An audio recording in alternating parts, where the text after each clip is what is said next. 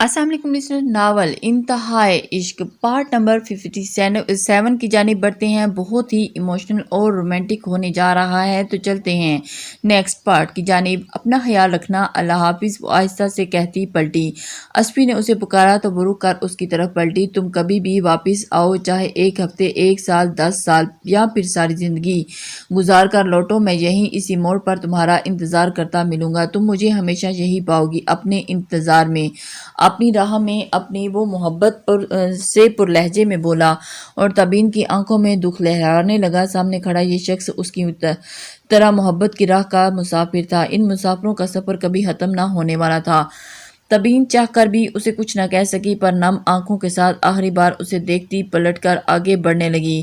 اپنے پیچھے اس نے اسپی کی آواز سنی تھی۔ اس نے اللہ حافظ کہا تھا، اور یہ کہہ کر پھر ملیں گے، شاید یا شاید کبھی نہیں۔ وہ اندر داخل ہو گئی اور اسپی بے شمار لوگوں کی بھیڑ میں بت بنا کھڑا رہا اور دل درد کی انتہاؤں پر تھا۔ وہ چلی گئی تھی، پر اسپی کا سفر ابھی ختم نہیں ہوا تھا۔ اسے انتظار کرنا تھا اس کا، چاہے وہ انتظار کتنا ہی لمبا کیوں نہ ہوتا۔ کچھ دیر کے بعد تابین کا جہاز اڑ گیا تھا اور اسپی مرے قدموں کے ساتھ واپس آ کے گاڑی میں بیٹھا۔ یہ لمحے اس کے لیے بڑے جان لیوا تھے۔ وہ کتنے پل وہیں بیٹھا رہا، پھر کار آگے بڑھا دی۔ آج اس کے دل پر قیامت گزرنے والی تھی۔ سیمام لوگوں کو خان بابا نے ڈنر کر کے ہی جانے دیا تھا۔ وہ چلے گئے تو نازلی اور نور کے علاوہ باقی سب آرام کرنے کے لیے اپنے کمروں کی طرف بڑھ گئے تھے۔ وہ دونوں کچن میں تھی۔ نازلی چولہے کے پاس کھڑی تھی اور اس نے دودھ گرم کرنے کے لیے رکھا تھا، جبکہ نور ایک طرف خاموشی کھڑی تھی۔ کل ان کے لیے خوشی کا دن تھا۔ کل وہ سب بڑی حویلی جانے والے تھے۔ ایک عرصے کے بعد ہاشم لوٹ کر اپنے گھر اپنے پیاروں کے بیچ جانے والا تھا، اور نازلی بہو کی حیثیت سے بڑی حویلی میں قدم رکھنے والی تھی۔ نازلی نے چولہا بند کیا، پھر دودھ کو کچھ دیر ٹھنڈا ہونے کے لیے چھوڑ دیا۔ نور، اس نے سوچوں میں گم نور کو پکارا۔ ہوں۔ اس نے چونک کر نازلی کو دیکھا۔ کیا سوچ رہی ہو؟ نازلی نے آہستہ سے پوچھا۔ سوچ رہی ہوں، زندگی کی کشتی طوفانوں سے ہوتی آخرکار کنارے پر آ ہی گئی ہے، وہ کہہ کر مسکرائی تھی۔ ابھی تمہاری نیا پار نہیں لگی مہنور بیگم، پہلے تو اسے پار لگاؤ۔ نازلی نے اسے دیکھ کر کہا۔ اس نیا کو تو اب شہریار ہی پار لگوائیں گے، ورنہ جہاں ہیں وہی کھڑی رہے۔ وہ سنجیدہ ہوئی۔ مجھے یقین ہے شہریار بھائی اس نیا کو پار لگا دیں گے۔ نازلی نے یقین سے مسکرائی۔ وہ دیکھتے ہی نور نے مکھی اڑانے والے انداز میں کہا، احد بھائی اور آبی کا معاملہ تو سیٹ ہو گیا؟ نازلی خوشی سے کہہ کر ٹرے میں گلاس رکھنے لگی۔ ہاں، آبی صاحبہ کو ان کا فوجی مل گیا، اور اس کی خواہش کیسے پوری ہوئی ہے، یہ سوچ کے حیرت ہوتی ہے مجھے۔ نور نے ہنس کر کہا، واقعی اب جلدی سے ان کا رشتہ پکا ہو جائے۔ نازلی مسکرائی، پھر گلاس دودھ میں ڈالنے لگی۔ کل ہم سب بڑی حویلی جائیں گے، بہت خوش ہوں میں کہ تم اور لالا بھی ساتھ ہوں گے۔ اوہ، بہار لے کر اترے گا کل کا دن۔ نور جیسے خوشی سے جھوم اٹھی تھی۔ بہار تو تب آئے گی جب تم شہریار بھائی سے ناراضگی ختم کر دو گی۔ نازلی نے ٹرے اٹھا کر اس کی طرف جھک کر کہا، منائیں گے تو مان جاؤں گی، پر تھوڑا تنگ کروں گی۔ نور سرگوشی میں جواب دے کر ہنسی دبانے لگی۔ گڈ۔ نازلی مسکرائی، اب میں جاؤں تمہارے لالا صاحب کو ٹیبلز دے دوں، وہ کہہ کر وہاں سے باہر کی طرف بڑھی تھی، جبکہ نور کافی دیر وہاں کھڑی۔ شہریار اور دراور ایک کمرے میں تھے، جبکہ وہ آبی اور اسے نازلی سے کہا تھا کہ شہریار اسے منائے تو وہ مان جائے گی، پر شہریار نے تو ہاسپٹل سے اس سے بات کرنے کے بعد دوبارہ بات کرنے کی کوشش ہی نہیں کی تھی۔ نور بول رہی تھی کہ اس کے بعد اس نے خود ہی شہریار کو خود بات کرنے کا موقع نہیں دیا۔ وہ کبھی جان بوجھ کر ایک ساتھ مصروف ہوتی تو کبھی دوسرے کے ساتھ، اور شہریار سب کے سامنے بات کرنے سے رہا۔ اس نے لمبی سانس کھینچی اور پھر وہاں سے باہر نکلی۔ ہال سے آ کر اس نے بائیں طرف آخری کمرے کی جانب دیکھا، دروازہ بند تھا۔ وہیں شہریار اور دراور کے رکے ہوئے تھے، تو وہ شاید سو بھی گیا ہوگا، اور نور، اسے تو نیند ہی نہیں آ رہی تھی۔ باقی سب ٹھیک ہو گئے تھے، پر اس کا اور شہریار کا مسئلہ ہنوز قائم تھا۔ کل کے خوشی بھرے دن میں بھی ایک کمی رہ جانے والی تھی۔ اس نے افسوس سے گردن جھٹکی، پھر جلتی ہوئی لان میں نکل آئی اور کچھ وقت تازی ہوا میں سانس لے کر دل کی جلن کم کر سکے۔ نازلی ٹرے تھمے کمرے میں داخل ہوئی۔ کمرے میں لیمپ کی روشنی پھیلی تھی۔ ہاشم ایک طرف رکھے صوفے پر بیٹھا فون پر بات کر رہا تھا۔ ہوں، تم کہاں ہو اس وقت؟ اس نے ایک نظر نازلی کو دیکھ کر فون پر کہا۔ وہ خاموشی سے آگے بڑھی، ٹرے ٹیبل پر رکھی اور پھر بیڈ کی سائڈ ٹیبل پر ہاشم کی ٹیبلٹس نکال کر واپس میز تک لے آئی۔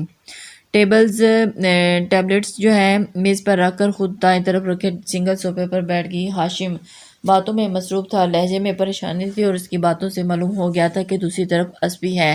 تم یہاں آؤ، میں وہاں آتا ہوں بس۔ ہاشم کا انداز ڈو ٹوک تھا۔ ناظرین نے پریشانی سے اسے دیکھا کہ ایسا کیا ہو گیا ہے جو ہاشم اتنا سنجیدہ ہے۔ دوسری طرف سے کچھ کہا گیا جس کی وجہ سے ہاشم جھنجھلا کر بولا، اکیلا نہیں چھوڑ سکتا تمہیں۔ اس کی بات پر دوسری طرف سے جواب آیا اور ہاشم نے لمبی سانس کھینچی۔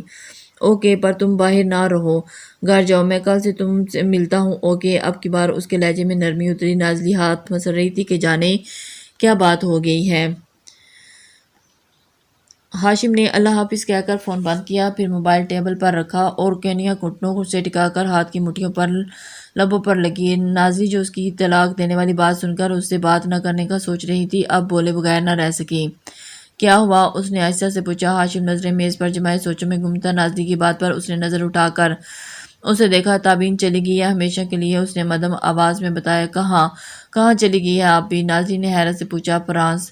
اس نے مجھے میسج کیا تھا معذرت کرنے کے لیے، میں نے ایس پی کو بتایا وہ جا رہی ہے تو اسے روک لے، پر وہ ایس پی کے روکنے کے باوجود بھی چلی گئی، وہ آہستہ آہستہ بتا رہا تھا، اور نازلی شاک کی سی کیفیت میں اس کی بات سن رہی تھی۔ آپ کو معلوم ہے کہ ایس پی بھائی آپ ہی سے محبت کرتے ہیں؟ ہوں۔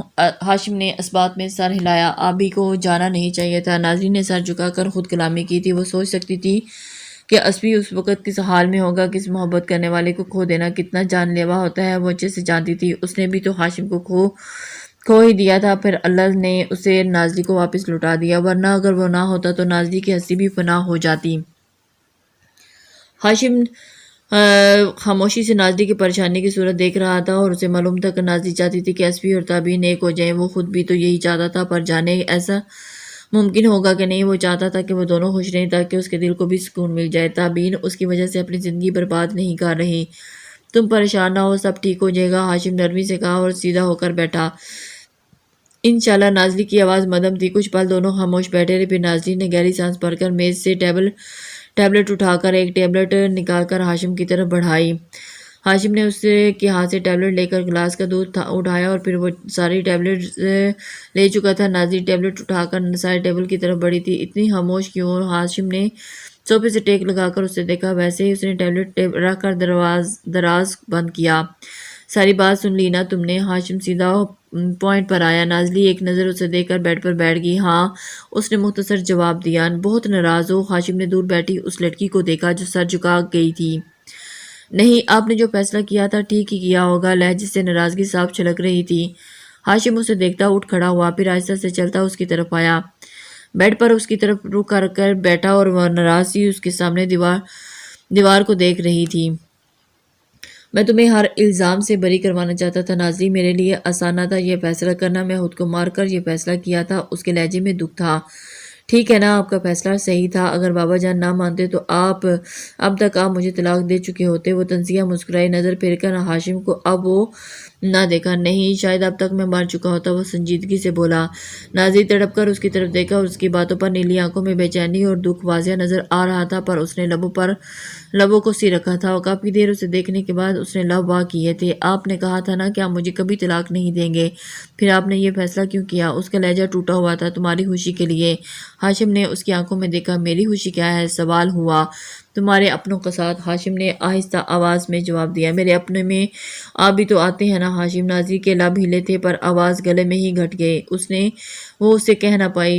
تم بھی میرے اپنے ہو، میرے لیے ضروری ہے، جیسے باقی سب کا ہونا ویسے ہی تمہارا ہونا بھی تو ضروری تھا نا۔ آپ نے پہلے سارے فیصلے خود ہی کیے تھے ہاشم، اور اب بھی آپ نے مجھ سے ایک بار بھی نہ پوچھا اور فیصلہ سنا دیا ہے۔ کیا یہ میرے ساتھ ناانصافی نہیں ہے؟ میں بے جان گڑیا تو نہیں ہوں جس کے جذبات نہ ہوں، جسے آپ ہمیشہ اپنے فیصلے کے مطابق موڑ لیں؟ کیا مجھ سے پوچھنا، میرا فیصلہ جاننا اس کی کوئی اہمیت نہیں؟ اس کی آنکھوں میں نمی جھمکنے لگی۔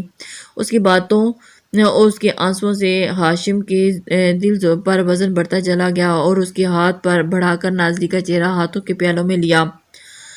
میرا خدا گواہ ہے نازلی، میں صرف اور صرف تمہاری خوشی چاہتا ہوں۔ میں نے یہ فیصلہ لیتے وقت اپنے بارے میں، اپنے دل، اپنی خوشی کے بارے میں ایک بار بھی نہیں سوچا۔ میں بس تمہیں سرخرو کرنا چاہتا تھا، تمہاری خوشی چاہتا تھا، اس لیے میں اپنے آپ کو مار کر تمہارے بابا کی بات ماننے کا فیصلہ کیا تھا۔ وہ لمحے یاد کر کے سیاہ آنکھیں درد سے بھر گئی تھی۔ نازلی گمسم سی اسے دیکھ رہی تھی، آنکھ سے آنسو نکل کر گال پر بہنے لگے، جسے ہاشم نے نرمی سے صاف کیا، تم میرا سب کچھ ہو، تم سے جدا ہونے کی سوچ بھی میری روح کو پناہ کرنے لگتی ہے، میں تو مر ہی جاتا، تم مجھ سے ناراض ہو جاتی، تمہارے بغیر زندگی کا تصور بہت مشکل ہے، تم میری سانسوں کی ڈور بندی تھی اور تم سے دور ہونے لگتی ہو تو میرا دم گھٹنے لگتا ہے، اور تم نے کبھی مجھ سے دور ہوئی تو یہ ڈور ٹوٹ جائے گی، ڈور ٹوٹی تو ہاشم کی سانسیں بھی بند ہو جائیں گی۔ وہ جادو لہجے میں بولتا کوئی جادوگر لگ رہا تھا، اور نازلی یکٹک اس پیارے شخص کو دیکھ رہی تھی، وہ اتنا اچھا، اتنا پیارا تھا کہ اس کا دل کر رہا تھا کہ اسے کہیں چھپا لے، بھلا اس جیسے اتنے انمول لوگ کہاں ملتے ہیں۔ میں آج تک صرف یہی تمہیں چاہا ہے، بے انتہا چاہا، اور آگے بھی صرف تمہیں ہی چاہتا رہوں گا، تمام عمر سانسوں کے چلتے رہنے تک، بس تم ہی تم ہوگی، تمہارا کوئی دوسرا کوئی نہیں۔ ہاشم نے دھیمے لہجے میں اس کے چہرے کو قربان ہو جانے والی نظروں سے دیکھا، پھر آگے ہو کر اس کے لب اس کی پیشانی پر رکھ دیے۔ نازلی کا دل اچھل کر حلق میں آ گیا، اور اس سے محبت بھرے لمس میں ایک پل نازلی کے وجود کو مہکا دیا، وہ ہواؤں میں اڑنے لگی تھی، چار سو محبت ہی محبت پھیل گئی تھی، ایک فسون نے جیسے اسے باندھ لیا تھا۔ ہاشم نے پیچھے ہو کر اس کا گلابی چہرہ دیکھا۔ اب بتاؤ، کیا اب بھی ناراض ہو؟ وہ دلکش لہجے میں بولا تھا۔ اب اتنی محبت پر کون کافی ناراض رہ سکتا ہے؟ نازلی پر تو اس نے جادو کر دیا تھا، بھلا وہ کیا ناراض رہ سکتی تھی؟ نہیں، بالکل بھی نہیں۔ بولو پھر مسز، اب ایسے دیکھ کر اپنے ہینڈسم شوہر کو نظر لگاؤ گی؟ ہاشم مسکرا کر اس کی آنکھوں میں جھانکنے لگا۔ نہیں، نازلی دھیمے لہجے سے کہتی، نظریں جھکا گی۔ ہاشم نے ہنس کر اس کا گال تھپکا، نرمی سے کھینچا اور پھر اس کے ہاتھ تھام لیے۔ ایک بات تو بتاؤ، اس نے پراسرار لہجے میں اپنایا۔ کیا؟ نازلی نے جلدی سے اسے دیکھا۔ چاہنے لگی ہو مجھے؟ ایک دم پوچھا گیا۔ نازلی کا دل دھک دھک کرنے لگا، وہ کیسے بتاتی کہ وہ دیوانگی کی حد تک اسے چاہنے لگی ہے؟ نہیں، نازلی کا لہجہ سنجیدہ تھا پر آنکھوں میں شوق سی چمک ابھری تھی۔ نہیں، ہاشم نے ابرو اٹھا کر پوچھا، لہجے میں دکھ تھا۔ وہ نازلی کے جواب میں اتنا کھویا کہ نیلی آنکھوں میں چمکتی شوخی تک نہ دیکھ سکا۔ ہم جس شخص پہ جان چھڑکتے ہیں وہ کیوں اعتبار نہیں کرتے؟ ہم جتنا پیار کریں ان سے، وہ ہم سے پیار نہیں کرتے۔ نازلی نے اس کی اتری صورت دیکھی تو لبوں پر آتی مسکراہٹ دبائی۔ بالکل نہیں۔ اب اس کے لہجے میں مسکراہٹ اتری تو ہاشم نے گھورا اور اس کے گلابی چہرے کو دیکھا۔ اظہار سے ڈرتے ہیں، اندازہ ہے، یا تڑپانے کا؟ جب دل بے قابو ہے ان کا، پھر کیوں اقرار نہیں کرتے؟ مجھے تنگ کر رہی ہو؟ ہاشم نے اس کے ہاتھوں پر گرپ مضبوط کی۔ نہیں تو؟ نازلی کا انداز ہنوز شرارت لیے ہوئے تھا، اور اس کی آنکھوں میں محبت کا جہاں آباد کیے سامنے بیٹھے اس پیارے شخص کو دیکھ رہی تھی۔ لو، مان لیا ہم نے، ہم پیار تو کرتے ہیں، یہ بات بھی سچ ہے، اظہار تو کرتے ہیں۔ تصویر بنی اپنی دیکھو، ان آنکھوں میں ہے انداز الگ، لیکن اقرار تو کرتے ہیں۔ ہاں، ہاشم اس کی آنکھوں میں دیکھتا ایک دم اس کے قریب ہوا۔ نازلی جھٹ سے پیچھے ہوئی اور پر ہاشم اس کے کندھوں پر تھام کر روک لیا تھا، پھر اس کے کان کے قریب ہو کر جھک کر سرگوشی کی تھی۔ آپ کو محبت تو ہے ہاشم خان سے، بس اب اظہار چاہیے مجھے، جلد سے جلد۔ مسز ہاشم، آپ کو اظہار کرنا ہوگا، سمجھ گئی ہو نا؟ مسکراتی آواز میں کہہ کر اس نے دلکشی انداز میں نازلی کے گال کو چوتھی لٹ کو پھونک مار کر اڑایا، اور اس کے قریب ہونے اس کی بات سے نازلی نے پیشانی سے پسینہ چمک اٹھا۔ اس کے کانپتے ہاتھوں کو مضبوطی سے زور سے کھینچا، اور ہاشم ایک دم پیچھے ہو کر ہنس کر اسے دیکھنے لگا۔ بس یہی شوخی تھی محترمہ کی، ادھر ہم آپ کے قریب ہوئے اور ادھر آپ ہوش گم۔ شوخی ہو ہوا اور جان جانے لگی، اور وہ شریر لہجے میں بول رہا تھا۔ نازلی شرم سے سر جھکا گی۔ اب بتاؤ، تنگ کرو گی؟ چیلنج کرنے والے انداز میں کہا گیا۔ آپ زیادہ چلاک نہ بنیں۔ نازلی نے تپ کر سر اٹھایا۔ ہاشم کے لبوں پر کھلتی مسکراہٹ دیکھ کر اس نے اس کے سینے پر پنچ مارا۔ ہائے مر گیا! ہاشم نے ڈرامائی انداز میں دل تھام لیا۔ نازلی اس کے زخم کا خیال آیا تو اس کا رنگ اڑ گیا۔ Sorry I am really sorry, مجھے یاد نہیں آیا کہ آپ زخمی ہیں۔ اس نے خواص باختہ انداز میں ہاشم کے سینے پر رکھے ہاتھ کو اپنا ہاتھ رکھا، اور چہرے پر فکر مندی چھلک رہی تھی۔ تم میری جان لے کر ہی مانو گی، وہ افسوس سے بولا۔ آنکھوں میں شریر چمک تھی۔ اللہ نہ کرے، مجھے ایسا لگتا ہے، وہ دکھ سے بولی۔ ہم تو بہت کچھ سمجھتے ہیں مسز۔ وہ مسکرایا۔ کیا؟ نازلی نے اسے آنکھوں میں دیکھا۔ زندگی، محبت، سکون، جینے کی وجہ۔ وہ اور بھی بولنے لگا جب نازلی اس کے ڈرامائی انداز کو سمجھ کر ہاتھ پیچھے کھینچ کر اٹھ کھڑی ہوئی۔ آپ بھی نا؟ اس نے منہ بسور کر سر جھٹکا۔ بہت اچھا ہوں۔ ہاشم نے دلچسپی اس کے چہرے کے تاثرات دیکھ کر کہا۔ نازلی کچھ پل اسے دیکھتی رہی، پھر بولی، بہت، وہ کہہ کر ایک دم مسکرائی۔ تم نے لگتا ہے آج مجھے پاگل کرنے کی قسم کھا لی ہے، اور اس نے محبت سے نازلی کا ہاتھ تھام لیا۔ پاگل تو پہلے سے ہی ہیں آپ، وہ ناک چڑھا کر بولی۔ کیوں؟ لبوں پر خوبصورت سی مسکراہٹ تھی۔ پاگل کر کر کہتی ہو پاگل ہو گئے ہیں۔ ہاشم نے افسوس سے سر جھکا کر خود کلامی کی تھی۔ اس کے انداز پر نازلی کو اس کے پر پیار آنے لگا۔ کوئی اتنا اچھا کیسے ہو سکتا ہے؟ اس نے آج تک ہاشم جیسا دوسرا شخص نہیں دیکھا تھا۔ وہ سب سے منفرد تھا، سب سے الگ، سب سے پیارا، صرف اور صرف اس کا۔ آپ سے کوئی نہیں ہے ہاشم خان، آپ سب سے الگ ہیں، سب سے اچھے ہیں۔ دل کی بات زبان تک آئی تھی اور اس کی بات سن کر ہاشم کا دل تھم گیا تھا اور نظر اٹھا کر کافی دیر حیرت سے اسے دیکھتا رہا، پھر اٹھ کر اس کے سامنے کھڑا۔ مجھے یقین دلاؤ کہ میں خواب نہیں دیکھ رہا۔ وہ خواب کسی کیفیت میں بولا۔ دلاؤں یقین؟ ناظری نے شرارت سے اسے دیکھا۔ ہاں۔ ہاشم نے اسے محبت پاش نظروں سے دیکھ رہا تھا۔ ناظری نے ہنسی دبائی اور پھر پاؤں اوپر کر کے اس کے اچھے سے بال سیٹ دونوں ہاتھوں سے بکھیرے۔ اور آپ شیشہ دیکھیں، آپ کو یقین آ جائے گا۔ وہ مسکراتی ہوئی ہاتھ کمر کے پیچھے باندھ کر کچھ قدم دور ہٹی تھی۔ ہاشم حیران سا کھڑا رہ گیا۔ اس کا بدلہ لوں گا میں مسز، یہ بات یاد رکھنا۔ وہ بالوں کو ٹھیک کرتا مصنوعی غصے میں بولا۔ فی الحال تو میں نے بدلہ لے لیا ہے۔ آپ ہمیشہ میرے بالوں پر ہاتھ صاف کرتے ہیں، آج میں نے کر دیے۔ وہ ہاتھ جھاڑ کر ہنسی تھی۔ چالاک ہو گئی ہو بہت، اس نے ابرو اٹھا کر کہا۔ اس کے ساتھ جو رہتی ہوں، آپ کے ساتھ جو رہتی ہوں، وہ سر ہم دے کر بولی تھی۔ ہاشم کے لبوں پر مسکراہٹ بکھرتی چلی گئی اور اپنا ہاتھ نازلی کی طرف بڑھایا تھا جس پر وہ بنا سوچے سمجھے جھجکے نازلی نے اپنا ہاتھ رکھ دیا۔ آج ہماری پکی والی دوستی ہوگی ہے نا؟ اس نے نازلی سے تصدیق چاہی۔ جی، نازلی نے مسکرا کر سر ہلایا۔ ہاشم دلکشی سے مسکرا کر اپنے ساتھ لیے صوفے کی طرف آیا، پھر اسے اپنے ساتھ بٹھایا۔ چلو اب دوستی ہوگی ہے تو گپیں لگاتے ہیں، تو اپنے بچپن کی اچھی یادیں شیئر کروں مجھ سے، وہ نرمی سے بولا۔ نازلی کی بچپن کی یادیں بہت تلخ یادیں بھی تھیں، پر نازلی اب کسی کو تلخ زندگی کا حصہ نہیں بنانا چاہتی تھی، اس لیے مسکرا کر اپنے تمام وہ باتیں بتانے لگی جو اس کی خوشی کا باعث بنی تھی۔ وہ اپنے ماما بابا جان کی باتیں، تابعین کے ساتھ گزرے لمحے، بروں کی لمحے کی باتیں۔ ہاشم خاموشی سے اسے دیکھتا، اس کی باتیں سن رہا تھا۔ نیلی آنکھوں میں روشنی ہی روشنی تھی، پر لبوں پر مسکراہٹ بہار دکھا رہی تھی۔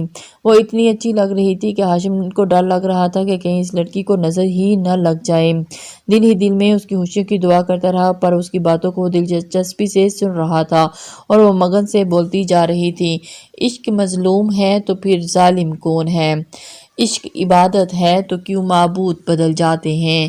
عشق مسیحا ہے تو کیوں روز دیوانے مرتے ہیں؟ عشق دوا ہے تو پھر ہاتھ میں زہر کا پیالہ کیوں ہے؟ عشق دعا ہے تو کیوں لوگ مانگنے سے ڈرتے ہیں؟ عشق دعا ہے، عشق ہم سفر ہے تو پھر راہی بدل جاتے ہیں۔ عشق راستہ ہے تو کیوں پھر منزل نہیں ملتی؟ عشق آس ہے تو کیوں ہر روز ٹوٹ جاتی ہے؟ عشق تسکین ہے تو رات کیوں رات پھر نیند نہیں آتی؟ سنو میرے ہمدم، میں تم کو بتاتی ہوں، یہ ایسا روگ ہے جانا کہ جس کو بھی لگ جائے وہ جیتا ہے نہ مرتا ہے۔ آنکھیں بھی اشک پتھرا جائیں، دل پھر سے خون روتا ہے۔ تمہیں کس نے کہا پاگل عشق مظلوم ہوتا ہے؟ تمہیں کس نے کہا پاگل عشق مظلوم ہوتا ہے؟ سارے گھر میں مکمل سکوت کا عالم تھا اور وہ دیوانی لان میں کرسی پر بیٹھی آنسو بہا رہی تھی۔ آج اسے پچھلی ساری باتیں یاد آ رہی تھیں۔ ایک ایک پل اس کی آنکھوں کے سامنے گزر رہا تھا اور اس کے آنسو تیزی سے بہتے چلے جا رہے تھے۔ جانے کتنے سال، کتنے گھنٹے، کتنے لمحے اس نے پل پل اس ظالم شخص کو چاہا تھا جسے اس کی قدر نہ تھی۔ ہمیشہ اس کی تلخ بری لہجے اسے ٹھکرا دینے پر وہ خود کو کہتی تھی اور واپس لوٹ کر اسی کی طرف نہیں جائے گی، پھر بھی اس کا دل اس ظالم کو دیکھتا تھا اور اس کے قدموں سے لپٹ جاتا اور اس کی اپنے دل کی طرف اس کی طرف جانے سے روک نہیں پاتی تھی۔ وہ تو اس کا غلام تھا، جہاں وہ شخص نظر آتا اس پر جھک جاتا تھا۔